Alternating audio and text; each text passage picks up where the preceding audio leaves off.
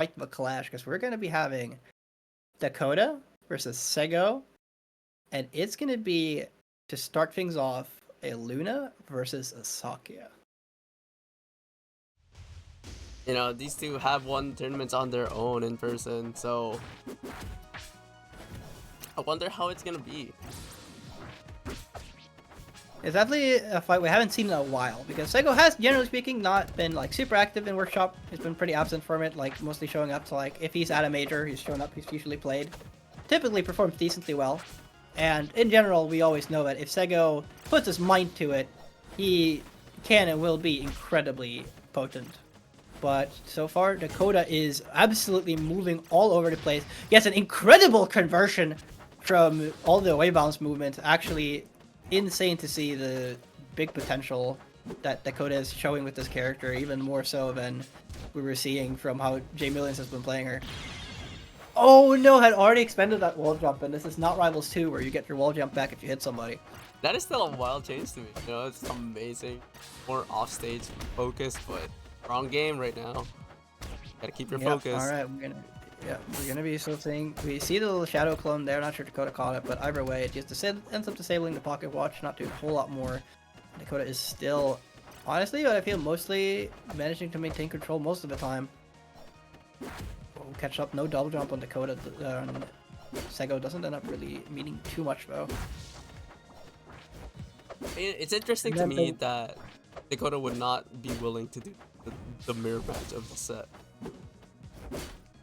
Well, you know, I do think that in one way, it seems like he is very much trying to do his best with Sakuya for his bracket, because I feel like it's what we've predominantly been seeing, unless he feels like he needs to swap. But also, I will say that I do think that, to an extent, Dakota does have a lot of information over Sego here, due to also, of course, playing Luna, knowing that character very well. And we are seeing a bit of that on display here, how Dakota is kind of abusing the little blind spots that Luna does have. Unfortunately, not managed to get that conversion, and getting heavily punished for it. Getting interrupted, missing all these strongs just to get the confirm. Dakota back on stage. The catching on the teleports is insane to me. The exact timing, just knowing. That is the hard part of having to face a character that, you know, you'll remain. So far, actually, Sego looking pretty well poised to take this game with what he's looking like right now. Dakota is struggling a little bit with finding this KO. Manages to find right after I say something, the classic commentator's curse, if you will. But so far, though, needs to find a very strong conversion here, which we have seen Dakota more than capable of doing. Yeah. Actually, very good DI on that shuriken to not get caught by anything further. But now Dakota's in a precarious situation. Does manage to land, but it's only a matter of time until Sego could potentially find a game-winning kill. A lot of scrambling right now. Both players are just trying to find the opening. Trying to go for that tech chase. Read with that down strong, not quite landing it. And now Dakota is slowly but surely closing in. Not quite getting that forward there, but having a very well-poised position here to actually be able to take this back. But gets F strong right at the end there, and Dakota barely loses that game. That was an almost insane comeback, and Sego does now need to be a bit wary of Dakota's prowess. However, that was Dakota not willing to take any more chances. We're gonna be seeing Luna Mirror, guys. That is such an insane way. Like they know the jump was gone, and almost getting that kill would have been insane. But Dakota, you know, I think pride's on the line, right?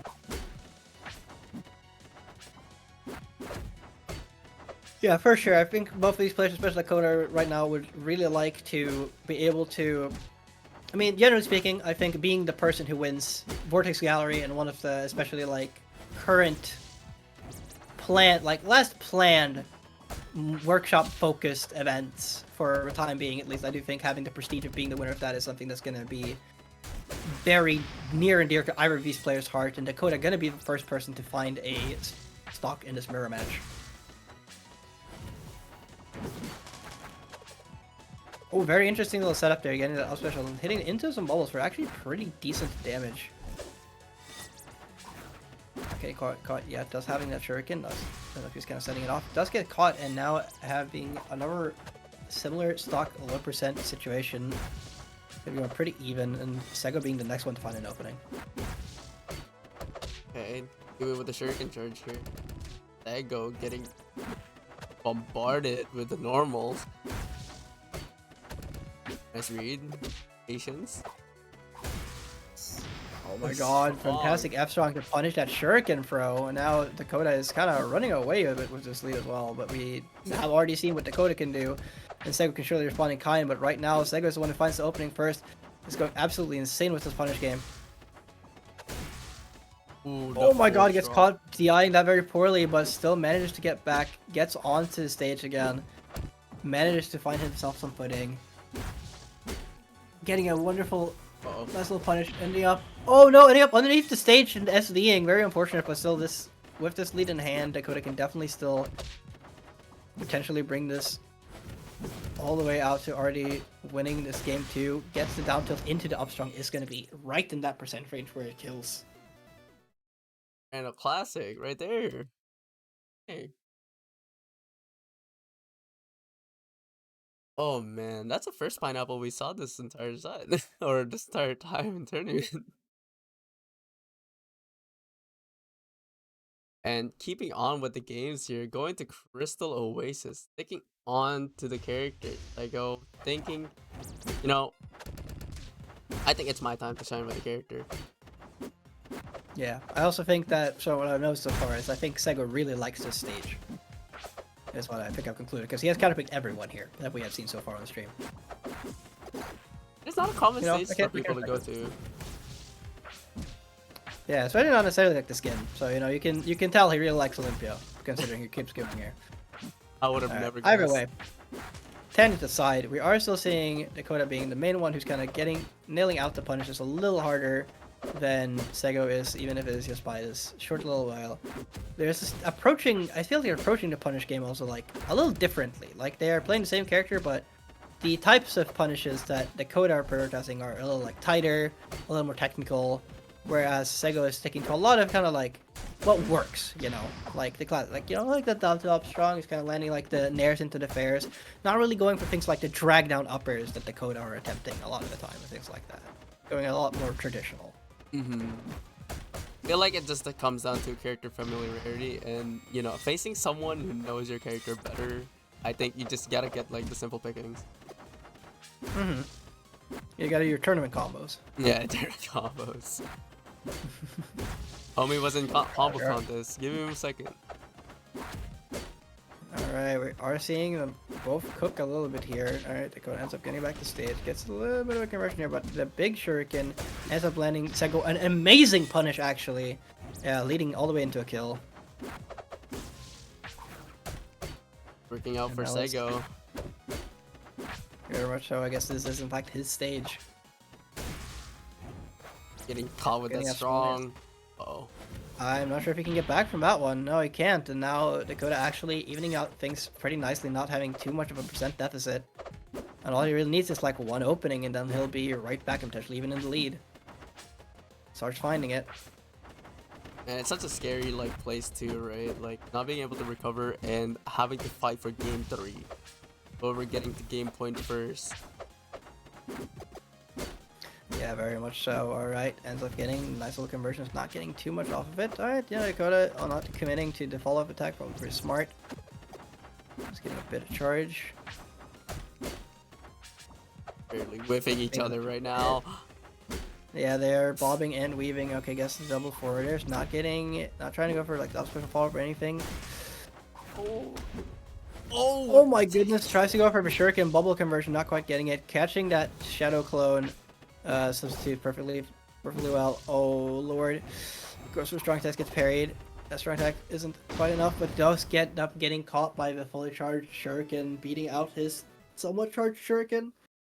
Might even been a fully charged clash, just one being out longer over. No, okay, yeah. And then in the forward, and that Sego now is up 2-1, and we're actually seeing another Dakota character switch. I We're don't gonna think be seeing the Aussie and Mr. Baggy. I don't think the Ditto was like the case there, right? Like tournament combos compared to like how you want to like do your freestyle ones. I think Dakota wants to slow him down. Can't get you used to too much space. Yeah, I do think like this is one of those things where Dakota's real forte comes in again. He plays so many different characters, which also means that he, realistically speaking, when he's changing characters, he can change up the tempo and what you have to deal with such an incredible margin. He is so proficient at figuring out his options with different characters because he plays so much and knows what to look for. Being one of the longest people to like play workshop for, you've gotten around a lot of characters, a lot of jank, a lot of movement. Very much so. And so far, we are seeing a pretty even game, even though Sego is still going to end up being the one to take the first stock. It's not like Dakota is that far behind, especially with Ozzy, who can take stocks at very, very many different percent ranges, and this is far from being only one of them. Azzy is one of those interesting characters where a lot of it does come down to luck of what confirms you sometimes. Like, Ends up getting the classic Bell confirm. Nice little stun setup going, gets the upper. He's into the kill perfectly, balancing things out. Not getting hit by too much damage either right now from Sego's combos, evening things out pretty well, even getting a bit of a lead here. My big question is as well, like, if Sego does end up at a disadvantage, how is he going to choose to, like, get in on this character? How is his game plan about if he ends up at a deficit? Because it's I'm looking like it's not too impossible it's happening with the way that Dakota is currently establishing. Oh my god, never mind, ends up getting that really early kill that up strong thanks to the high platform, and now Dakota is playing on a bit of a backfoot. I like those top players knowing the slight like cracks in your offense will just abuse it. We'll just be like, I can fit it down until they're too high. But Dakota trying to get back into the lead now, but losing to the parry. Wall shuriken. Scissor barely whiffing, but does make it so that Dakota goes end up kind of getting the space back to just end up getting back. Oh my god, the crouch making things whiff. Gets another down tilt up strong. Not quite enough to Galaxy. Does not kill Dakota just yet, even though it puts him in a really precarious situation because now he's absolutely going to be a kill percent from pretty much either platform if that up strong situation presents itself again. And especially at game point. Or in the bomb! Someone set this up with a bomb, and that person is Dakota, getting the perfect little RNG segment with that bomb to get into this game 5. Sticking with the Aussie and Mr. Baggy, and we will be going to Air Armada again for the second At that point, like if you win the set from that, you might as well just go to the casino at that point.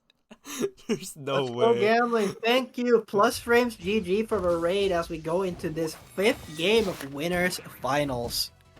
Thank you so much. I go getting really offensive here. Armada, not Dakota's best friend so far.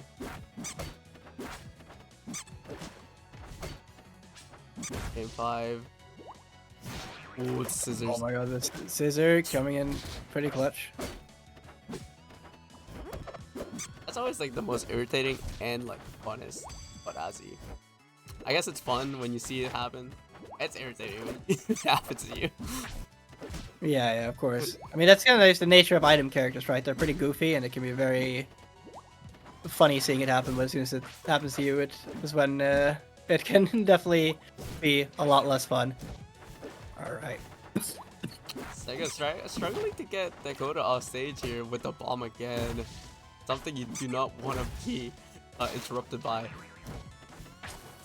Oh my god, the bomb. Not quite getting anything from it, but that bomb was definitely very threatening in terms of just kind of closing off some space. Getting rid of the shuriken with that dash attack. The book Time to read. And Textbook the gets bell. the bell into the up strong, and now Dakota is the one who's establishing the lead and still has access to the scissor item right now. It's the 8 up. And that can be very potent here. Even just neutral just gets to throw it, gets boomerangs right back.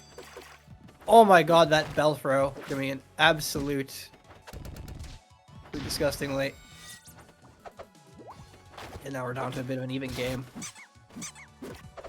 So important for game 5 to whoever takes first stock. You know, you gotta keep the momentum going for yourself.